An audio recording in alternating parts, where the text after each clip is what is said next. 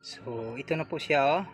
At okay na okay po ang 10mm na flat bar na ginagawa natin. So lagyan natin ng line release. So ito po yung line release na ginagawa natin. So yan. So ito po yung line release na tinatawag. Hindi pa po ito finish. Idadaan pa po ito sa buffing, kaya ganito pa yung itsura niya, medyo rough. So, dito yan ilalagay at bubutasan po natin dito. 6mm.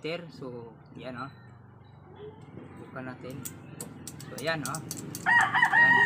Meron po siyang line release. So line release. Ito po yung 5mm na good for pang night dive. So yan, oh. Bukan natin, ha.